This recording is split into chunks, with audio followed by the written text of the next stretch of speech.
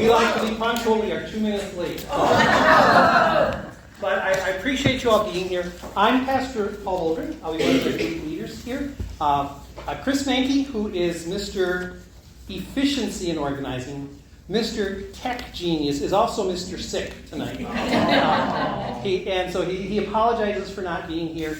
If there is anyone know of anyone who's looking forward to having this Zoomed, Tammy's recording it for us, audio, and it will be put up online later. So our plan for tonight, and we'll try and go like an hour 15, is to first just get to know each other a little bit, talk about the trip. I'm going to give you a presentation. I'm your presenter for the trip, and I'm going to do a number of pre-trip kind of mini slideshows for you. And on the trip, I'll be doing some things as well. Gail is the person. If anything goes wrong, you go see Gail. No. And again, it's a wonderful trip. We did this with Gail back in 2008. I am thrilled to go again. And so I'm going to start us with a word of prayer, and then we're just going to go around and very quickly introduce ourselves. Thank you, Lord. Thank you for this opportunity to travel to the land of Luther, to be in the footsteps of this amazing man of faith, of intellect, and of courage. We pray that as we prepare for our trip, we will be excited. We will look forward to all we will see and share, and the new friends we will make, and the old friends with whom we are getting reacquainted. And we pray that when this trip is done in half a year, that we will be stronger in our faith, and we will have a deeper appreciation for Martin Luther and all he has done to change the world. This we pray in Christ's name. Amen. Amen. So the first thing we're going to do is just very quickly, and quickly is the good thing, go around and introduce ourselves, and to say, like in 1 or 2 sentences, why you are coming on the trip. Okay, because again, some of us know each other from previous trips, some of us don't know each other, and one of the great things about these trips is you get to know a lot of people. So I'm Pastor Paul Volgren. Paul is absolutely fine. For those of you who don't know me, from 1982 to 2001, I was one of the pastors here at St. John's, and then I went to Grace Lutheran in Grafton, where I served until 2021 when I retired. And I'm looking forward to this trip because it is the prettiest trip of all the ones we take. I love the scenery and I love the architecture. And I'm going to go to my wife. I'm Karen Volgren, his lovely wife. Lovely wife. And I'm going on the trip because I like to travel. And our 37-year-old daughter, Samantha, is coming on the trip as well. She went in 2008 when she was much younger. She's not feeling well today, so she's not here, but looking forward to having Sam come on the trip as well. So, Do I have to stand up? yeah, why don't you stand and see you? Okay, I'm Diane Hollow, and I'm coming on the trip because Karen asked me. And I love to travel, and my husband just passed away a couple months ago, and so it's wonderful to look forward to. Good. So, thank you. And I'm Karen Hanford, and I go to St. Martin's Lutheran Church in Waukesha, and I love to travel, and I'm very much looking forward to it. I'm Marianne Sindelar, and I'm also from St. Mark's, and I was on the previous trip last summer, so it's fun to see everybody, and I'm just so glad to be on this one also. I'm Barb Caston, I'm a good friend of Deb. She's encouraged me to go on the trip. We've traveled together before. I get very anxious. Think about going. You'll be in very good hands. We have a lot of exceptionally experienced travelers. We'll take care of that. Yeah, knock that right out. Anyways. Deb Bernard, St. Mark's, was on the last trip, really enjoyed it. Wonderful to see return people again, so much fun. And I know we're gonna have a great time on this trip if for no other reason, but the people that I know on this trip already are good people. I'm Terry Kwan. I went on the Israel trip, and Patrice was my partner, and so she made me come on this one. And I like to travel too. I'm Patrice Crumpline. I belong here at St. John's, and I was in Israel, and then with some of you, I was in Ireland a couple summers ago. I retired and said I wanted to travel, and then COVID hit, so now I'm making up less time. Okay. We'll go up here to the front, and we'll move back. Tammy Boehm, I'm St. Mark's also. But I met a bunch of you all on the Greece and Rome. I had so much fun. I love to travel. My husband hates it, so I come because I can. And I will be in brewer clothes every day, just so you know. Easy to find. And I'm Gail Rennie, and you've seen my name on the list, but I'm the lesser of the three. I just sort of stay in the background and take care of all the problems. But I just want to add one thing. This is 3 sentences. Back in 2008, when Pastor Paul and we had completed our trip to Israel, and he basically said, where next? Only he had an idea, and that was a Martin Luther trip, Footsteps of Martin Luther. So I said, that's fabulous, let's do it. But on the way, I said, you know what? So many people are going to say, been to Germany. I really don't need to go back. And I said, why don't we add something that makes it a little bit different, a little bit unique? And so we added Prague. I had been there, and we thought, and it's fabulous. And we also added Krakow. Prague and Krakow are the first part of the trip, and then you move into the Martin Luther thing, and we did that intentionally. So that's why you're doing all of those things, and it is wonderful. I've done it a few times. So, yeah, you will love. Go back to Dave. I'm Dave Coe, and the first thing when I visit my granddaughter out of her mouth is, hey, where's Grandma Cheryl? You did not disappoint, because 5 of you have already asked where's Cheryl. Then they say, hi, Dave. So Cheryl is sick today, but she's coming on the trip too, so we're going to be here. Prague is a fantastic place. We were there a couple of years ago. Looking forward to get back there. Talk to me sometime about the Urquell beer. A great story. Have one for me. And Dave's been our friend for 42 years. 42, yeah. Yeah. And we're the odd couple, Bob and Karen Davis. This is our second trip with this group. We went last year to Greece and Rome and Italy, and it was marvelous. If it wasn't just for the historic information and the religious information, but the group. And to see so many faces again that were with us last time, I'm just looking even more so to this trip. Very good.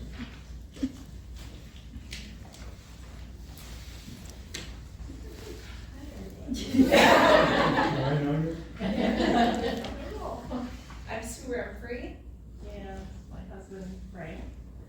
And I started this. I encouraged my husband to come too.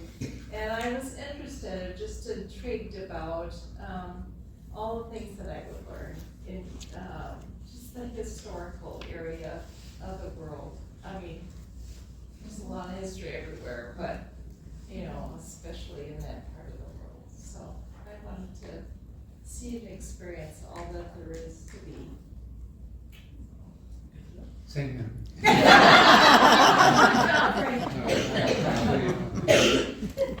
Sue did a great song.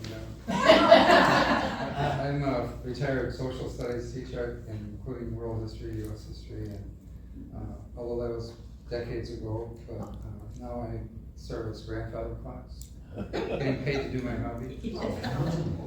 But anyway, I'm looking forward to meeting all of you and seeing the sights. I'm Barb Reed, and I'm from St. John's, and it's so good to see some people I haven't seen for ages. And I've been on 2 Israel trips with Paul and Karen, so I'm just looking forward to this one. Something totally different from traveling with old friends. It'll be good. I'm Linda Google, I'm from St. John's, and I've been on a trip with you guys, and a trip with you, and a trip with you. And it's fun. Yeah. And my sister's coming too. She's in Chicago. I'm Dave Gromot, also from St. Mark's. Why are we going? Well, we're all Lutheran. I think most of us, when you retire, you can do this easier and like to travel. And so, want to say anything more? Betty? I'm Betty Grunwald, and we had other plans kind of this summer, or coming up this year, and when the group started talking about it, we couldn't resist, so we decided we would join it also. So we're looking forward to this. Hi, I'm Maria Goodrich. I literally just moved from California. I haven't come home yet, so I'm probably jet lagged. But it's okay. I actually was going to go to Israel with Pastor Chris in June, and Ezra Fox got canceled because of the war. I traveled with him in 2007 to Tanzania, so we've just been kind of in the loop. And you probably knew my father, Jerry Goodrich. So I'm kind of one of the pastor's kids who knows all the pastors. I love traveling, and when the Israel trip got canceled, Chris said, "Do you want to go to Germany?" I said, "Heck yeah!" So I'm going. So. I'm Pat Gardner, and hello to everybody I know, and the new people I will get to meet. It's going to be fabulous. Yeah, that's all I'm going to say. And I'm Charles Gardner, and we used to go to church here, but now we're Episcopalians. But we do have a statue of Luther in our yard. Thanks to her. So I'm coming. I was in Germany in 06 for the World Cup, covered the World Cup, haven't been back since, and I know there's really good beer. Especially in October. I'm Dale Oyston. For those of you who were on the last trip, I promise not to walk down my Did you sign a contract? We'll appreciate that. I'm sure you'll hear about the story someplace along our trip. Anyway, I'm delighted to go and have a chance to redeem myself. And Deb and I promised to set our alarms. Don't tip your hand around. I'm one of the newbies. I'm a member of St. John's. I lost my wife about 2 months ago, and I'm here because I've been hijacked by Bob and Karen Davis for our train travel partners. Welcome aboard. And again, 6.5 months from now, we'll all know each other a whole lot better, and we hope we like each other. So, welcome. We're so glad you are coming on this wonderful journey of faith, and a great sightseeing trip as well.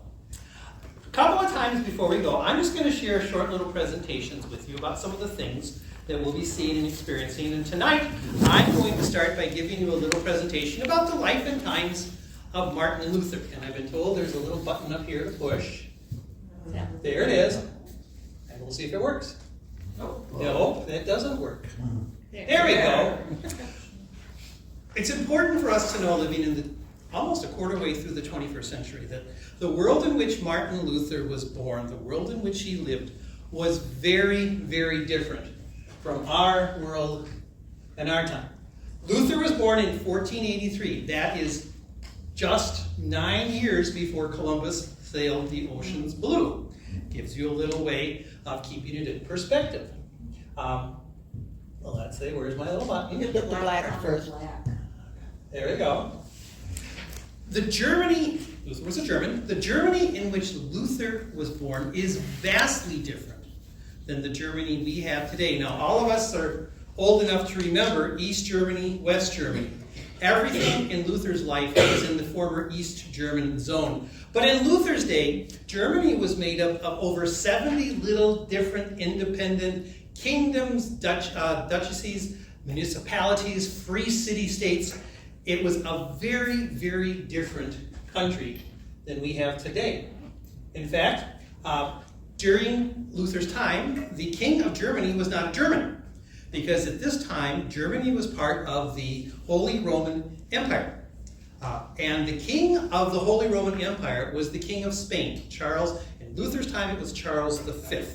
So, important thing to keep in mind, okay? There's no German kings who ruled everything. You're going to hear about this guy, Charles V, a lot as we go through. It was also a time when there was only one church in Europe, all right? Now, Lutherans who are now Episcopalians, but God bless that statue of Luther. I just hope he's not bad. But in Luther's time, there was one church in Europe, and that was the Roman Catholic Church. We live in a country that has constitutionally the separation of church and state. It's actually not in the Constitution, but we have the separation of church and state. In Luther's time, the idea of the separation of church and state, if you had said that, they would have looked at you and thought you were crazy. Because the church in Luther's time wielded enormous power, enormous influence, politically and militarily, as well as economically.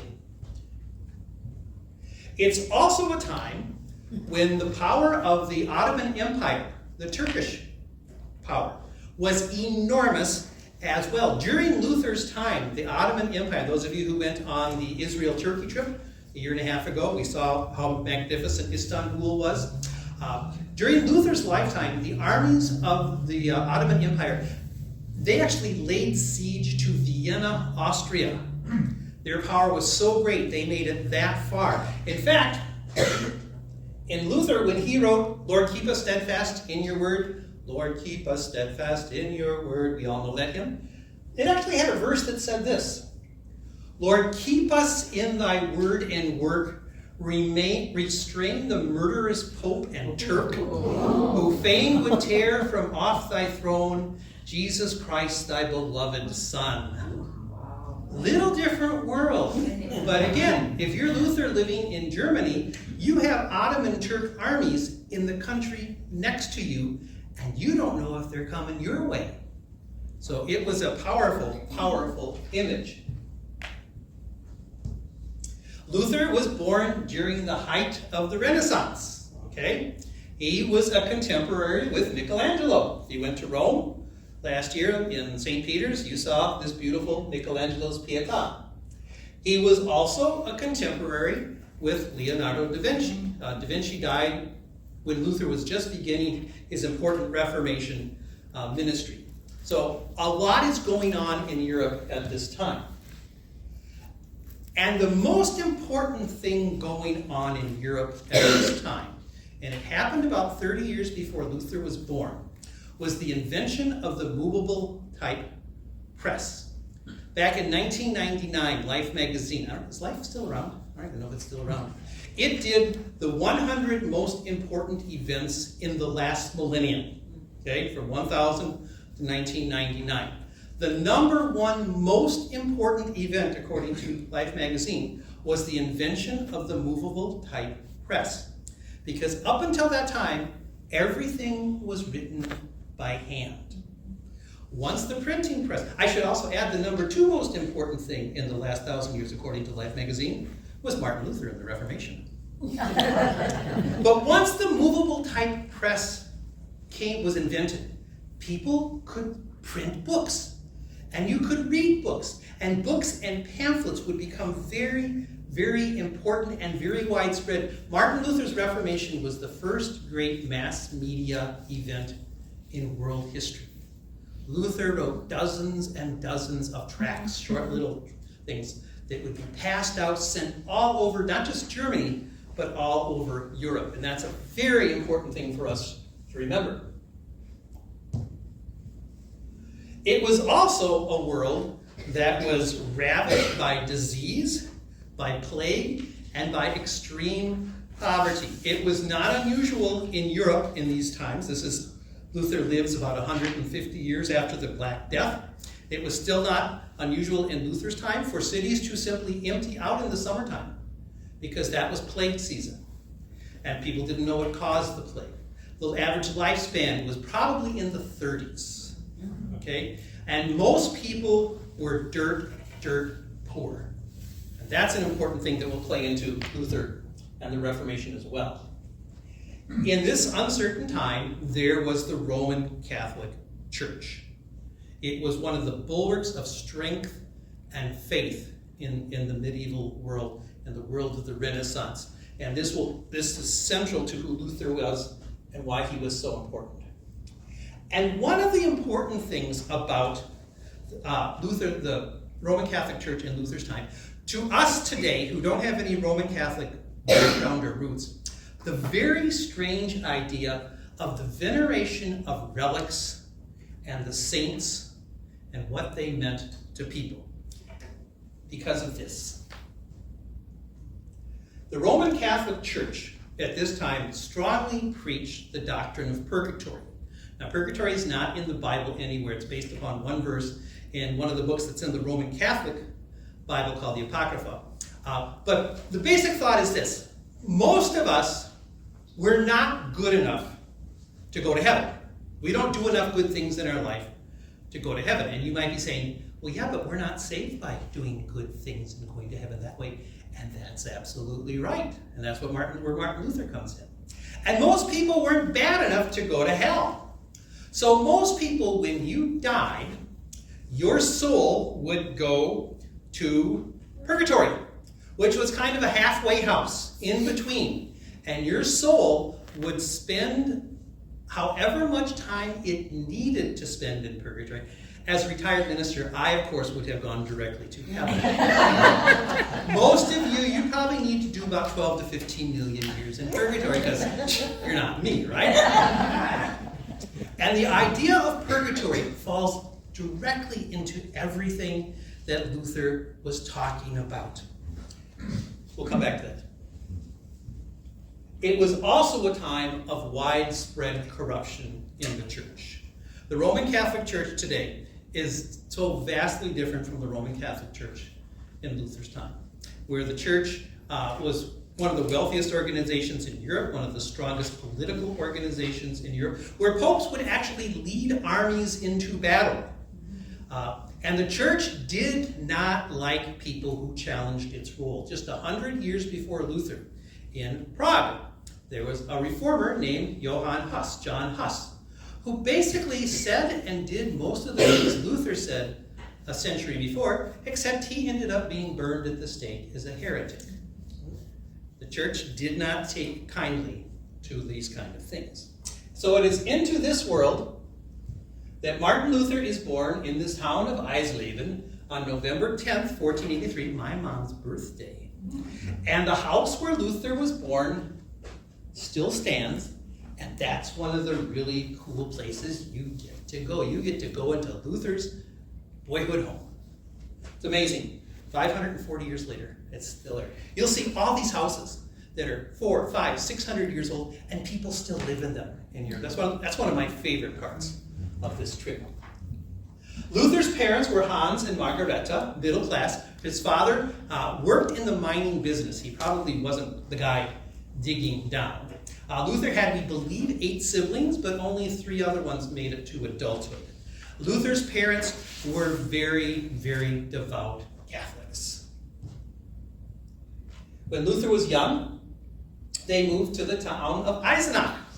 And Luther attended school. You'll see this building as well. These German towns and small cities have the most wonderful central cities. A lot of them did escape World War II. They did escape the Allied bombing. And you're just going to see these amazing, amazing buildings. Luther's family, because his job was to support his parents in their old age, they wanted him to become a lawyer. So Luther was actually studying to become a lawyer. And then one night, in 1505, while he is traveling home from law school, he got caught in an enormous thunderstorm. And he was petrified. If any of you do not like thunderstorms, just remember Martin Luther is the patron saint of people who hate storms, okay? And in the middle of this horrible storm, out in the woods, he calls out to Saint Anne, who is the patron saint of miners. His dad was a miner. And he says, "Help me, Saint Anne, and I will become a monk." And wouldn't you know it, the storm ended. And he was still alive. And he had made a vow. And so he became a monk. His parents were less than thrilled because monks didn't make a whole lot of money, and you can't support mom and dad in retirement when you are a monk. But Luther entered the Augustinian cloister in Erfurt, Germany. And here's the cloister. Not only are you going to see that, but we're staying there. And if we're lucky, we can attend one of the worship services led by the monks and the nuns. And it's just amazing. I think that's we hope that will be on our agenda as well. Erfurt is a wonderful town as well. Beautiful. Luther was ordained a priest on May 2nd, 1507. You will not be tested on the dates. And he was scared to death. It is reported that on his first time he celebrated Mass, he was so nervous, he was shaking the chalice so much the other priests were afraid he was going to spill the wine. And like many other people in this time, and in many other times, Luther really struggled with his faith. He struggled with the idea that God is so righteous and holy, and he is such a terrible sinner. How could he possibly ever stand in the presence of such an almighty God? Luther tried to drive sin out of himself. He would starve himself. He would whip himself. He would lie naked on the cold stone floors of the monastery praying. And he worked himself into such a tizzy that his father, his mentor, a wonderful priest named Father Staupitz, once asked Luther, well, Luther, do you love God? And he said, love God? Sometimes I hate him. He was so overwhelmed with the fact of his sinfulness and his unworthiness, he couldn't understand how he could possibly be saved. And Father Staupitz, to his eternal credit, said, we got to do something about this Luther guy. So what did they do? They sent him to graduate school. And he sent Luther off, and Martin Luther earned a doctorate in biblical studies. Luther was a brilliant man. I've got an old Time Life book from back 1960s on the brain, and in one section it lists the most high IQ people in history, and this one, it's probably not accurate, but it listed Luther as having an IQ of about 210. Okay. He was brilliant, but he was also really struggling.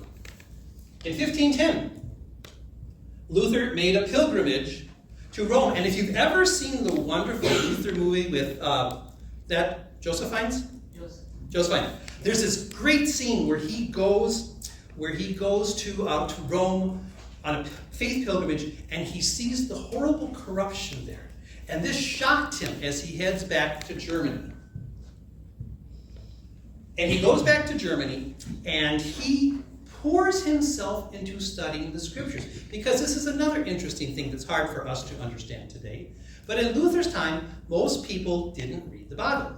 Most people didn't know what was in the Bible except what the priest would share, because people didn't have a lot of books yet. And the church, in Roman Catholic theology, for Lutherans, our theology is based upon Scripture alone. In Roman Catholic theology, doctrine is based upon one of three things.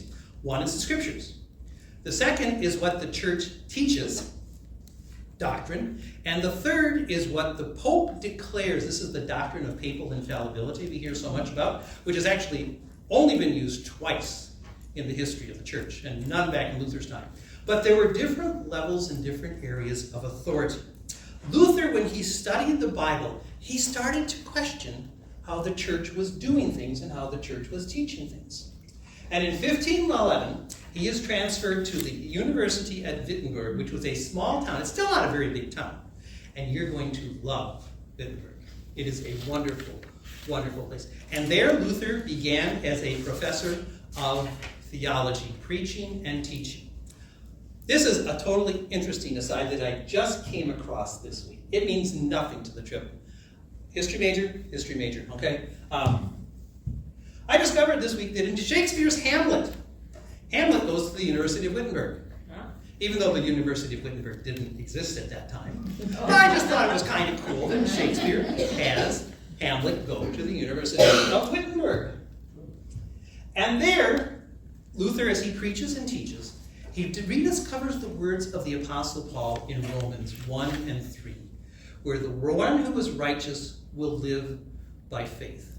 Luther, and again, for us, how could they have forgotten all of this?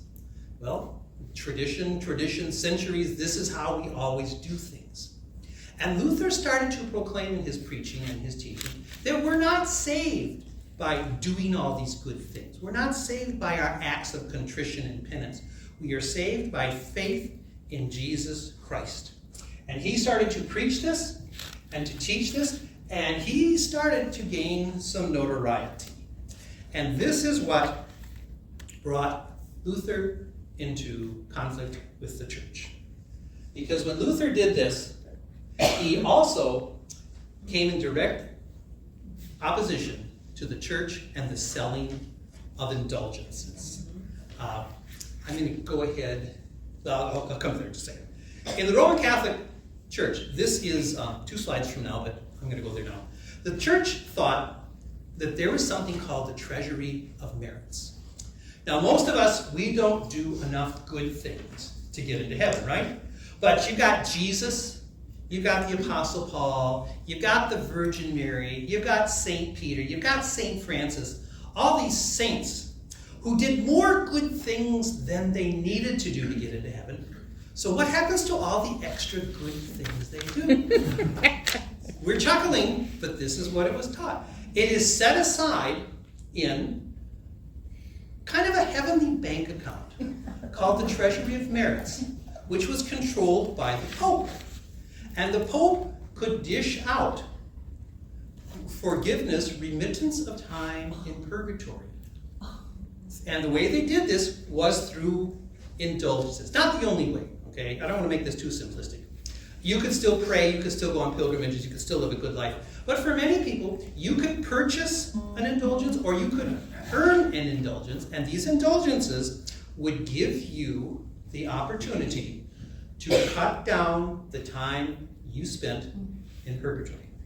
Now, at this time in 1517, there was a seller of indulgences. His name was Johannes Tetzel, who came to the area around Wittenberg, selling indulgences. But these were very special indulgences because the church needed money because it was building St. Peter's in Rome.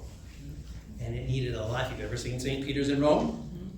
Not St. John's, trust me. They needed a lot of money. And so the church issued special indulgences at this time, which stated, if you buy these indulgences, and these were purchased, you would be completely forgiven of all of your sins, and you would go directly to heaven when you died. And not only that, but you could purchase these on behalf of your friends, family, and ancestors who were already dead and who were spending time in purgatory. And Johannes Tetzel, he came to town with these, if you watch the Luther movie, there's a wonderful scene where he comes to town with a little traveling minstrel show. He actually had a little jingle, which says, and it rhymes in German too, it says, as soon as the coin in the money box rings, ding, the soul from purgatory springs. As soon as you buy this, your soul or the soul of your loved one is free because the Roman Catholic Church controls the Treasury of Merits. And here's where it gets interesting for Luther. The ruler in Wittenberg was Elector Frederick the Wise, who loved relics. His church was filled with thousands upon thousands of relics, such things as, okay, you ready for this? Straw from the manger, okay? Milk from Mary's breast, okay? Pieces of the true cross. Luther later in life would write, there are so many pieces of the true cross in Germany that you could build Noah's Ark out of. And my favorite, this is real. Frederick had a jar filled with the darkness from the plague of darkness in Egypt. Now, we just had an eclipse yesterday, so you know how long it was, right? And on All Saints' Day, the faithful could come to the church in Wittenberg, and if you prayed in front of all of these relics, you would be granted 1,902,202 years off in purgatory. I don't know quite how they figured it out, but that's the number. This big thing is coming. That's big thing for Elector Frederick in Wittenberg and his church and his power. This is when Tetzel shows up in Wittenberg selling the indulgences where you don't just get 1,902,202 years off. You get a get out of purgatory free card. And so, whoops, there we go. Almost blew it there, folks.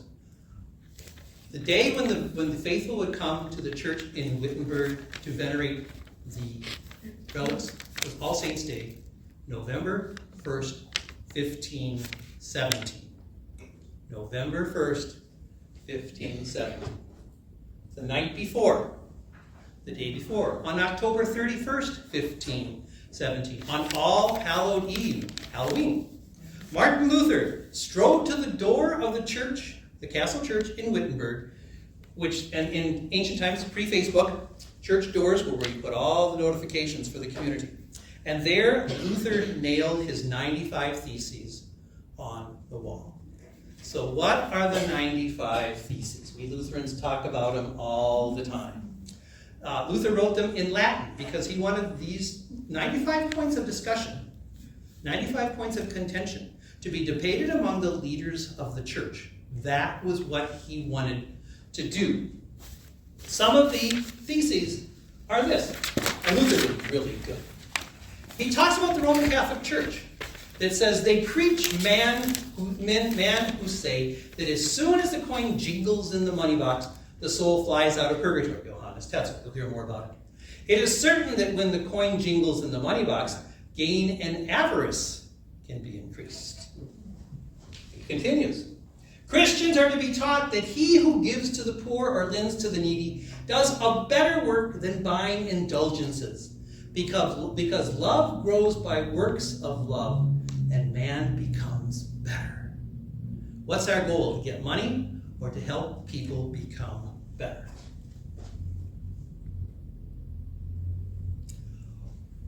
Here's a really good one. He says, if the Pope controls the treasury of merits, he's a nice guy, why doesn't he just empty purgatory? Okay?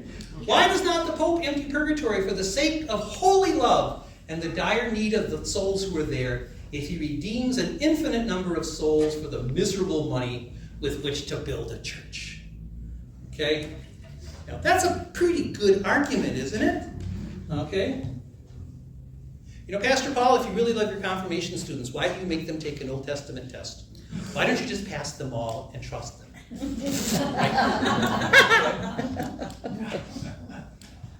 Or this one. Why does not the Pope, whose wealth today is greater than the riches of the richest, build just one church of St. Peter's with his own money, rather than with the money of the poor believers? Okay? Luther posts these on the door of the church. He expects people, the church leaders, to debate it, but what happens is, remember that printing press?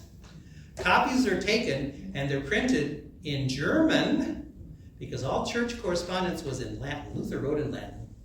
And these 95 Theses start spreading all through Germany, because the Germans are not happy that their money is being taken to build a church in Rome that they will probably never, ever see. We start to have some conflict, I hope you can see.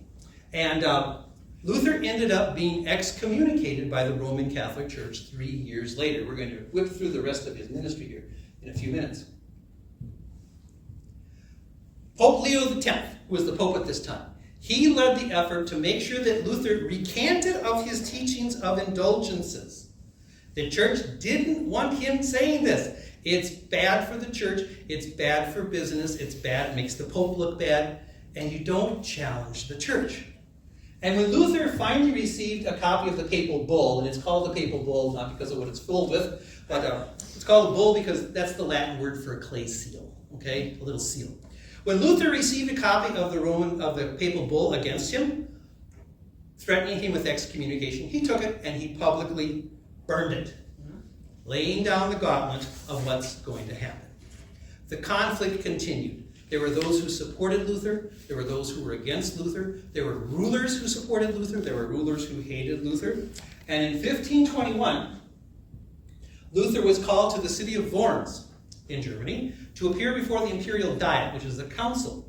And there he was ordered to stand before all the political and religious leaders of Europe and defend himself and what he had said and done. And again, we're talking 3.5 years after he nailed those theses on the wall. A lot has gone on in those years. Charles V, the King of Spain, who's the Emperor of the Holy Roman Empire, he presided over the hearing. And while Luther had some who supported him, he had an awful lot who were against him. He goes there under a guarantee of safe passage, but others had received guarantees of safe passage and it hadn't worked. out for them. It took a lot of courage for Luther to do this. On the first day of the Diet, Luther sat in front of the emperor, church leaders, and also Elector Frederick, who from Wittenberg, who was a supporter of Luther, a lifelong supporter of Luther.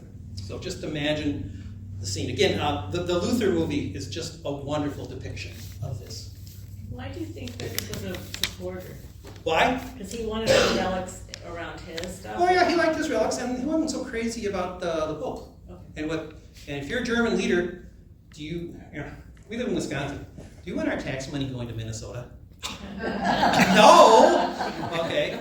You know, what if Minnesota wants to build another stadium for the Vikings?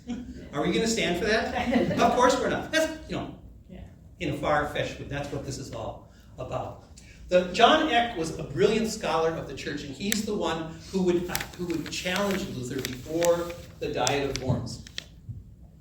The first day, Luther was so nervous, so overwhelmed, he asked if he could have an extra day. He said, I had years to get ready for this. And he asked, could I have another day? And the emperor kind of rolled his eyes. You know, any of you teachers, do you ever have students who say, could I turn my homework in a day late, please? Because the dog ate something or another. All right? The emperor gave him one more day. And the next day, when Luther appeared, he was a changed man. And he gave this amazing speech, which most of us have seen at some point or perhaps read or heard about. He says, the tables are piled upon with all of his writings, and he's told to recant them or support them. And so he goes into all the different categories. But then he says, unless you can convince me by arguments from the Holy Scriptures or by clear reason why I should recant, and here are the words Luther is known for, I will not. Here I stand. I can do no other. God, help me. And the best book I've ever found in my life on Martin Luther is Roland Bainton's Here I Stand. What an amazing thing that was. And we'd like to think that everyone, like Ferris Bueller's Day Off or some other movie, they all would have stood up and, yes, Luther, yes, way to go, Luther. But that didn't happen because he was actually found guilty. He was actually found guilty. And as he travels back to Wittenberg under safe passage, Elector Frederick is worried that he's going to be kidnapped and killed. So Elector Frederick arranges for Luther to be kidnapped. Luther knew nothing about this. And Luther is grabbed and he's whisked off to the Castle Wartburg, which you will get to see. And there in Wartburg, he will spend 2 years in hiding. He grows a really nice beard. And he's called Junker Jorg. A Junker is a nobility. And he spends his time translating the Bible from Greek, Hebrew, and Latin into German so that the people can read it. And that is really important. That's one of his greatest accomplishments, because until this time, the average person couldn't read the scriptures if you couldn't read Greek, Latin, or Hebrew.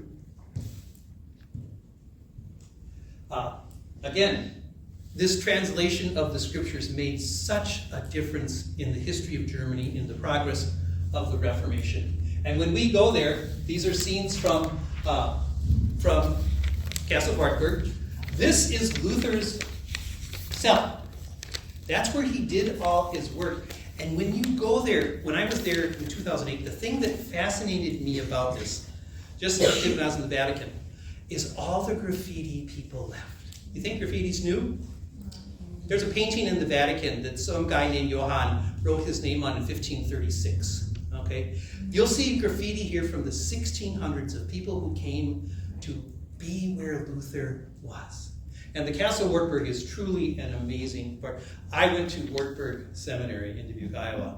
So this is the place. In 1522, it was safe for Luther to return. Things had died down.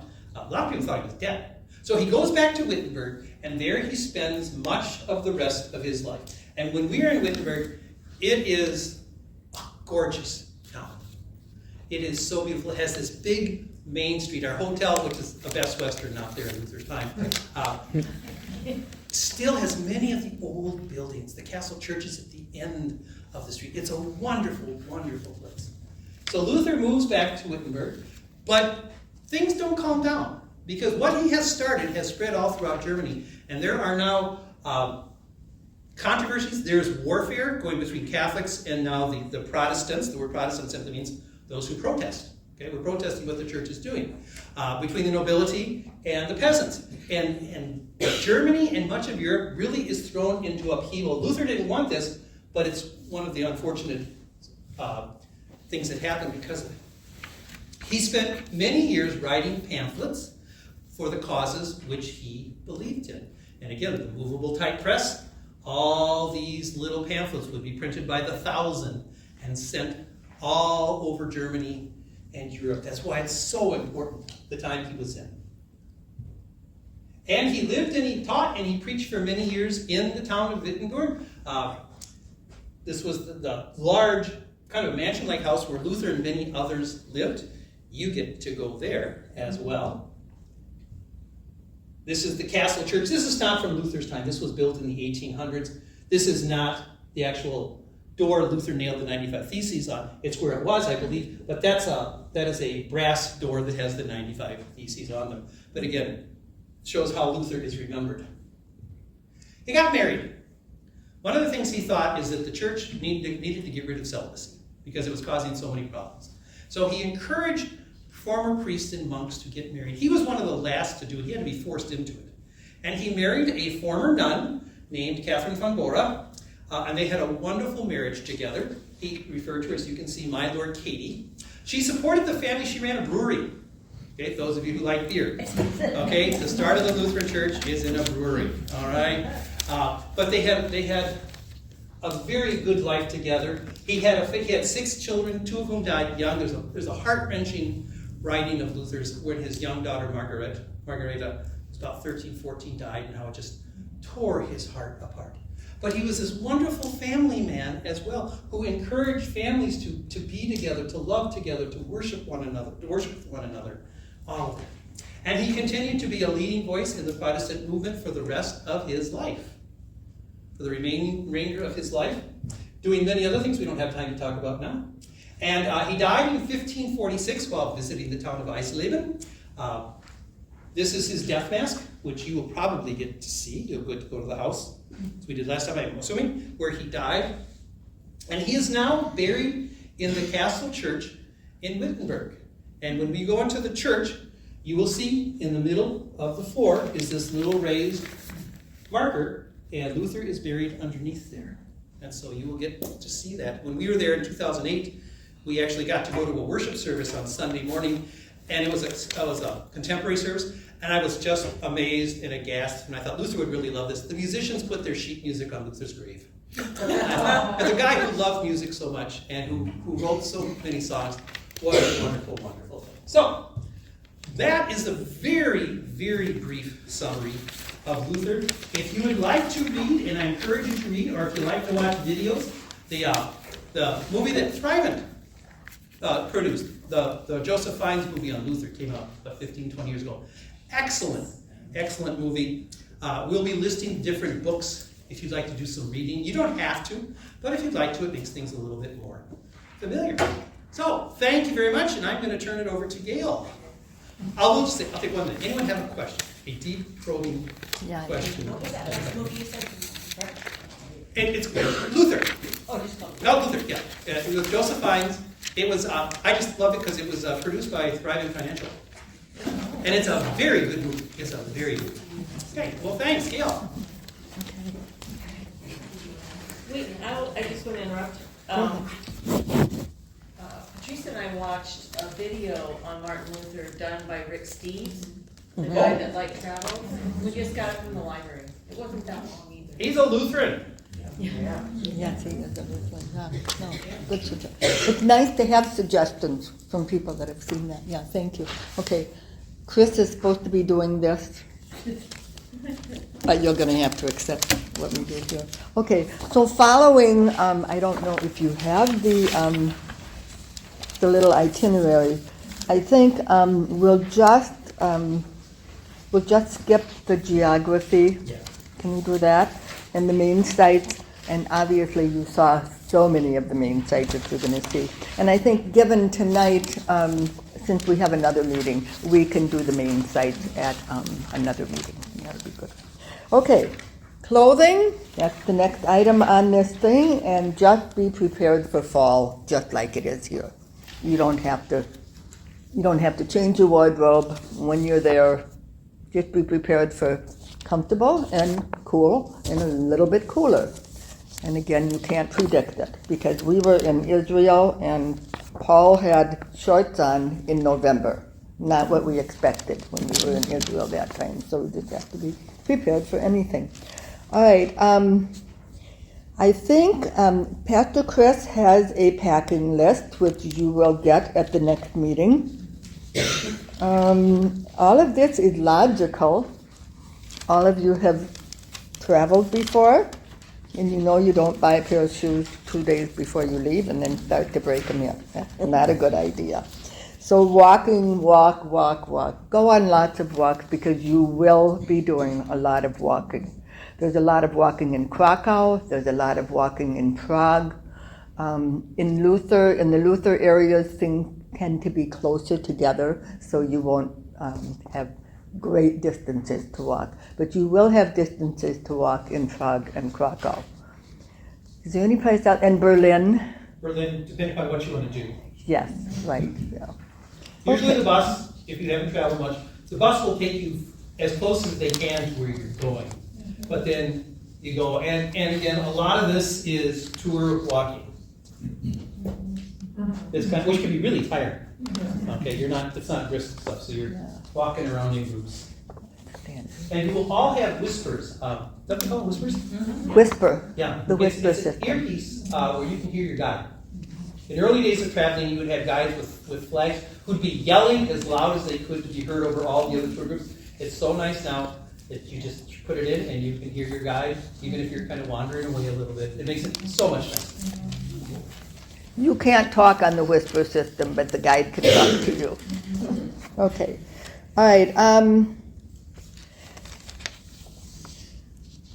I know that before I go on a trip, I love to have a map in front of me, and I love to see where it's going. I believe that the travel company does have a map that they're going to make accessible. I thought we might have that today. We don't. Chris printed out some things, but he's not. Right. So, but sit with a map and look and see, follow the trail that you see in your itinerary, especially going from Poland to the Czech Republic and then down into Germany. It's just a great, and that's Paul was talking about the beauty of the trip. It's just a great way to see where you're going. And you will be in Dresden. That's kind of just a little surprise city for me. I never expected it. And just the history of World War II and the bombing of the cathedral, that's all very special when you get to see that and actually be in the cathedral that was rebuilt. The story goes that the bomber, the young man who was in the plane that bombed the cathedral, started a fund here in the United States for partial restoration of that cathedral. And I think that's just kind of a very heartwarming thought. He knew what he was aiming at. And of course it happened because that was his mission for the day. So Dresden is a very nice little surprise in the midst of all of our other things that we have on the trip. This group, if you have been in this group before, you know what it feels like. We have sessions where we sit down, where Paul does a special educational session in the evening, pinpointing a subject that is pertinent to what we are in the midst of. We also have happy hour out on the patio or in a room where we can just, kind of gather, and you can have your Coke or your glass of wine or beer, and that will be very, very nice to You're have. welcome to come with any questions or comments or personal observations you may have from that day. That's one of the nice things about sharing with one another. Yeah, right. Yeah. And we do that a lot. It just kind of comes naturally. The money. Do we need to exchange? Poland has the zloty. Czech Republic has the koruna. And we are not in those areas that long. If you feel that you really want to get the local currency ahead of time, you can do so at your bank. Or you can wait and you can get it at the airport. Tend to be a little bit more expensive. The exchange rate is a little bit more expensive. It's kind of considered a luxury. I personally have gotten euro before we leave. You are in Germany for the biggest, longest period of time, and it is nice to have the euro if you deal a lot in cash. I don't deal that much in cash. I pull my credit card out and I use it, and it is very, very usable in Germany. If you are a Bank of America customer, you will find that you can go to an ATM. They are a global banking, in the global banking system, and you can go to an ATM and you will not be charged for the transfer by Bank of America here. If you go to an ATM there, they will charge you a fee, and then your bank here will charge you a fee because they're pulling it out of your checking account. So that's the fees that you will get double feed. If you have Bank of America here, then you do not get that fee. And if you are Bank of America, you might want to check that and double check that and just make sure. And is that your for local getting bank. cash? Or is that for just ATM using is it? for getting cash. Okay. ATM is for getting cash. If you charge anything on your credit card, you will get charged a conversion fee. Yeah. Okay. I usually try to have, if I'm going to get cash, I usually try to have about $250 worth of cash. At the end of the trip, when you've got more euro than you really want, then you just start paying in euro so that you use up your euros. Easy to figure. Do we, on tips for tour guides, I mean, would they be expecting the currency or would they take dollars or euros or what? Are you talking about the tip? For the guides and such. Generally, we figure the tip ahead of time, and we do pay the tip ahead of time. So you take care of it? We take care of it. Oh, okay. Yeah. Actually, I'm the one that figures out the tip. We collect the money for the tip from you before we leave. And then we have envelopes at the hotels, the bus driver, the guides, because there's guides in every different city. So generally that's usually the way it works. Thank you. And it worked well last time, didn't it? I said thank you. Oh, you're welcome.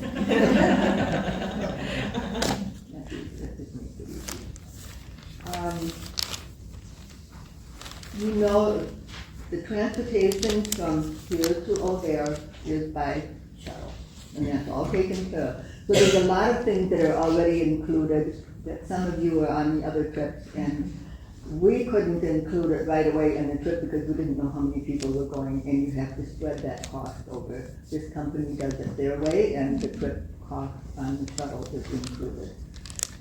The increases that you could expect are fuel surcharge and airport tax increase.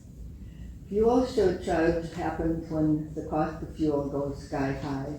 We've been kind of maintaining in a range, unless something dramatic happens between now and October, you probably will not see an increase. We have seen increases before. The most increase I've seen is $32.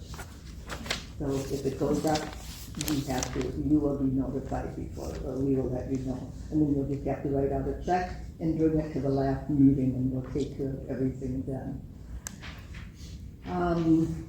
Airport tax, I've never seen that increase.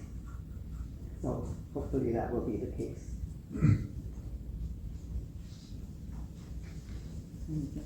If your room at the hotel is a double, you can expect 2 twin beds. If you want the room configured with the 2 twin beds together, we'll give you a chance to say that ahead of the game, and we can let the hotel know that. But it's always 2 twin beds. Don't laugh. No. I went like this to Deb.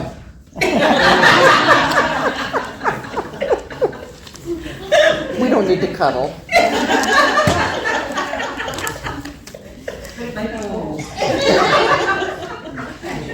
Yes, I have slept with twin bed apartment before. And you might want to say But it's been a king bed. about the quality of the hotels we have. Yeah, Best Western was, the quality of the hotels, 4 or 5 stars. Primarily 4, but some 5 stars. They are good hotels, we checked them out beforehand, so there should be no surprises. And we also tried to make the hotels in Prague as close to the center of the city as possible, so that you can walk. But that is not such a, that's a nice feature, but sometimes it's kind of fun to be out a little ways where you're like, let's just get on the motor, let's get on the underground, let's just explore. And Pastor Chris isn't here, so I can say this. He got on the underground in Prague one morning very early so that he could go out and explore. Well, he got totally lost, totally confused, and just made it back to the hotel in time for the bus to be late. So it was not as fun as he thought it was. So if you want to explore, do it when you've got plenty of time. Don't go with Pastor Chris. That's scary. You don't go with Pastor Chris if you. Yeah. And make sure you got a map with you. Okay, what am I missing? Oh, travel insurance, totally up to you. That was not the case when we went to Israel, but this now is totally up to you whether you want travel insurance. I went online and just put in world travel insurance comparison, and a whole bunch of stuff came up. And this is what I put in. If you are under 70 years old, you got it made. If you're over 70 years old, you're going to pay for it. So I would pay normal for complete travel insurance, total reimbursement for this trip, $383. If I was 68 years old, I would be $218. Wow. So you young people are very lucky. Especially if you have health issues, seriously consider travel insurance. I have a question on that insurance thing that was printed in the itinerary and stuff, initial stuff. Is that the insurance you're talking about? No, I'm talking about something totally different. Okay. You can use that, you can choose to use that, but do a comparison. Okay. And you can't wait forever. I'll find out what the deadline is for the travel insurance, because sometimes the closer you get to the departure date, it goes up, right? So that's better to get it earlier on than to wait until. And this is like medical and trip reimbursement and. Right. Okay. Right. Yeah, if you fall and break your nose. I think the biggest difference is how much medical you might need or want. Say like something happens and you need to be flown somewhere. Like compare that, because to me that was like the biggest difference between some of them. Not so much like you're reimbursing this trip, but almost an evacuation. The evacuations and the medical piece are the most important to look at. The other thing I like to consider is sometimes it's more expensive to go with insurance that's part of the trip, endorsed by the trip. It does cost more money. But what I like about that is then if there's a problem, if I do it, the company's going to have to be on the hook to go to bat for me. Yeah, exactly. When I'm out of commission, I'm not trying to fight for myself. No, it's not good point. And we could not claim anything for a man that decided to walk down 899.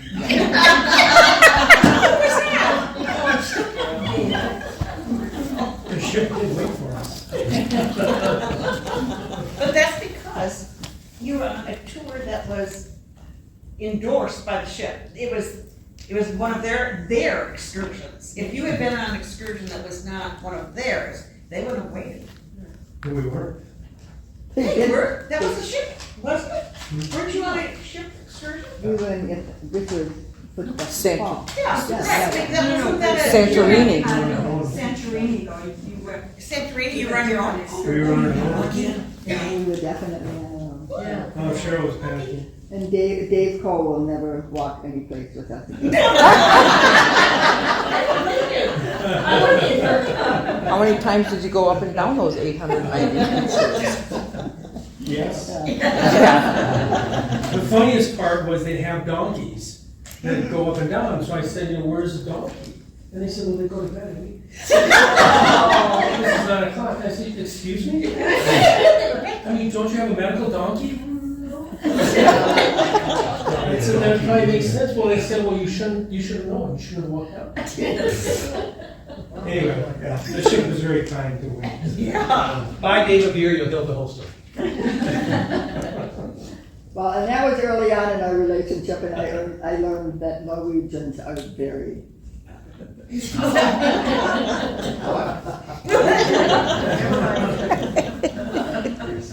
Okay, questions? One thing I'd just like to share go is ahead. we do plan on having some worship services on the trip. As of now, we don't know when or where. It all depends upon itinerary and what we can organize. We definitely would like to have one in Wittenberg. And so just know that will be coming up. And we'll have, usually most mornings we'll have little devotions on the bus before we head out. So we'll keep the faith part of this with Luther. We got to do it. Chris has a song sheet. I would dare say a Mighty Fortress is probably on there. So just know we will have some worship services coming on the trip. Quick question. Like in Rome and stuff, we had dress attire, like cover your knees, cover your shoulders. Is there anything like that in any of the cathedrals? I personally think that we have a ethic of dressing, and that we know that we're not going to have. And it's October in Northern Europe. Yeah, and it is going to be way cooler than it was in Greece and Rome. So, I mean, I would just be gracious enough to have that way. You won't have to worry about heads covered. You did in Israel. Not as far as I know. Yeah, right. Yeah. Are we gonna have an opportunity to talk about the negative part of Luther's reputation? Oh, yes. Will we go there? Oh, yes, yes. He's not done. He was, talked about Luther's great phrase was simultaneously saint and sinner. Mm-hmm. And he was a man of his time, and he had prejudices of his time as well. Mm-hmm. Very much. Will we do that before we go or while we're there? We'll probably do both then. Both. Okay, good. Yeah, you don't want to sit in the middle of Germany talking. Especially if you're in a Hasidic neighborhood or something like that. That don't go over very well. Yeah, no. Yeah, and I think that's the beauty of traveling this way, is that when things come up, Paul just kind of grabs a hold of it and he just takes it and does with it what we're looking for. And that's what's so, we are very blessed. We were blessed with him at St. John's for years, and I cannot tell you, the youth program was phenomenal. He did not want to be a youth pastor. And guess what? The kid loved him. He wasn't youth pastor, but he wanted to. Do you know how many will be going on the trip? Have you got a count? We're at 33 right now, I believe. The intent is the travel company would love to get more and more and more and more, but that's not our intent. There will not be many more. No, there won't be 40. But that would be a max. That would definitely be the max. No, there's just something That's been wonderful about the trip. We've been in the 30, 35 number range. And then you get to know people. And you have, you know, it's like, I mean, you can just feel the energy in this group tonight. But if you're taking people from all different places and they're all meeting at O'Hare Field, it's not the same. And you don't have this camaraderie and this chance to get to know each other. Yes. When do you need to know for sure? I honestly don't know the answer to that question. Like a week from now? Or? I mean, I would do it. Okay, relatively. Let's say by the end of April, Oh, that's easy, okay. or maybe by Tax Day, April 15th. Monday. Just got short. Just find out how much you're getting back on your taxes. Thank you. And you know, the other thing, and I sit here looking at my dear friend Pat Gardner, who was a history teacher at Waukesha South. And every once in a while, in little flashes, things will come up. And she knows the answer to that historical little part that we're talking about. And it's fun to be with people that have experiences that come from other areas. And some of you have musical experiences, Pat does as well. And then you have people that are former sports reporters that will be on top of all the soccer and all the whatever is going on. Pat's husband was a sports reporter for the Milwaukee Journal-Sentinel. Charles Gardner's name was on that paper many times. And I think of you many times when I'm watching all of these games. I still cover a few. Yeah, and everybody contributes something special. I mean, you find out about someone that was an engineer or an architect or something, and they'll be like, "Yep, you know, that's," and you get all these little tidbits that you just kind of cool. And that's the beauty of a trip like this. You all have special talents, and we will hear about that, and we will learn about that on the trip. Okay, any more questions? We're good. The next meeting is on July.